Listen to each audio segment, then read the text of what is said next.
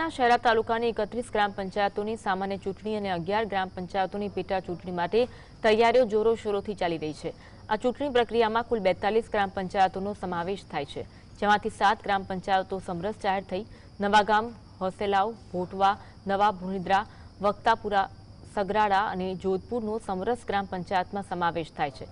આમાંથી 3 ગ્રામ પંચાયતો નવીન અસ્તિત્વમાં આવેલી છે, જે ગુજરાત સરકારની સમરસ ગ્રામ યોજના હેઠળ બિનહરીફ ચૂંટાઈ છે।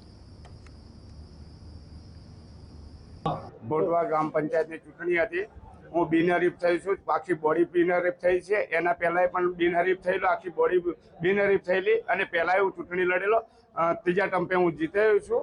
કોઈ પણ વસ્તુની વિકાસના કામ કર્યા છે, મારા પર વિશ્વાસ મૂક્યો છે પબ્લિકે, એમનું કામ કરીશ અને જરૂર કોઈ પણ વસ્તુની અંદરમાં હજુ પણ મારા પર વિશ્વાસ મૂક્યો છે એટલે હું જરૂર કામ કરીશ વિકાસના કામ। જોધપુર, હાસેલાવ અને ભોટવા ગામની પંચાયતમાં સમરસ થયેલ છે અને બીજી 2 ચૂંટણી યોજવાની થાય છે।